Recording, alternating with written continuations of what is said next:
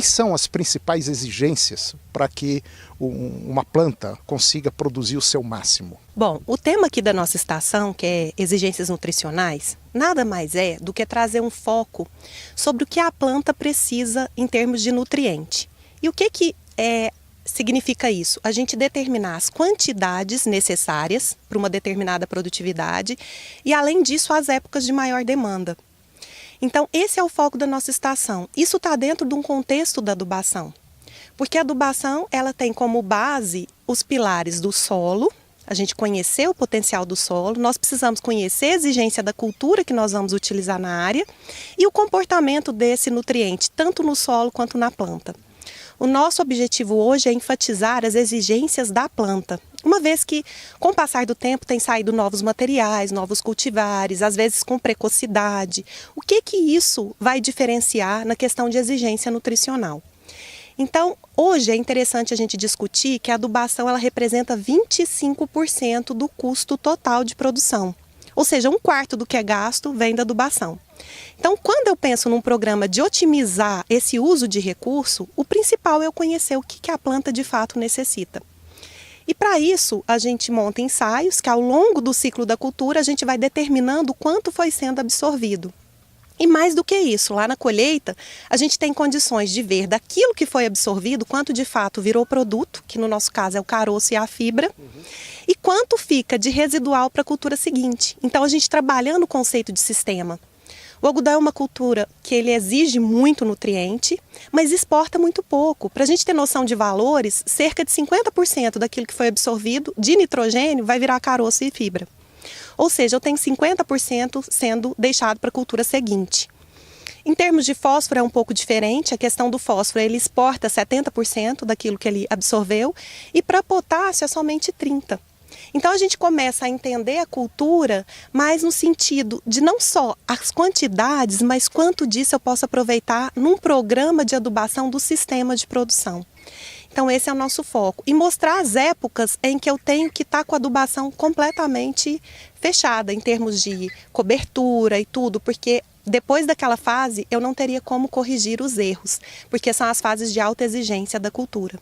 Então nosso interesse aqui é mostrar esses dados, como que a gente pode otimizar o uso de nutrientes para essa cultura, visando aumentar a rentabilidade.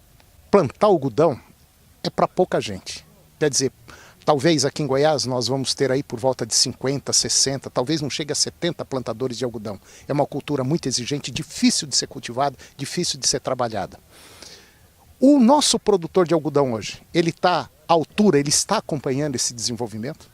Eu acho que a intenção, exatamente, o produtor de algodão hoje ele é muito técnico, muito especializado, mas de fato o que tem acontecido muitas vezes para a cultura é um excesso de uso de nutrientes. Isso é muito claro pelos relatos que a gente vê hoje da proporção de uso de nutrientes no custo da adubação. Então, para a gente ter uma noção, o nutriente de maior custo hoje dentro de um programa de adubação é nitrogênio. Faz todo sentido, ele é o mais exigido.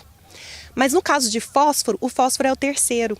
E ele, no entanto, representa o segundo componente no custo de adubação. Então a gente vê que ainda existe um certo exagero por parte do agricultor nessa questão de adubação. Que isso a gente pode entender como sendo cultural pela própria condição química que os nossos solos tinham há 20 anos atrás. Então hoje a gente trabalha em solos que já são agricultáveis há algum tempo, que eles já têm um nível de fertilidade adequado que nos permitiria inclusive reduzir alguns usos de adubo, por exemplo.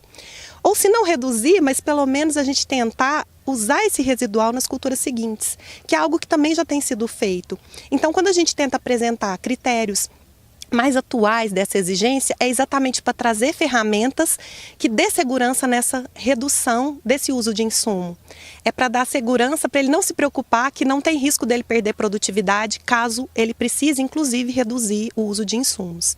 Quer dizer, de maneira geral, o nosso produtor, tanto de soja, milho, algodão, ele exagera um pouco na dose achando que poderá produzir mais e ter uma rentabilidade maior e acontece às vezes o contrário, ele está perdendo dinheiro.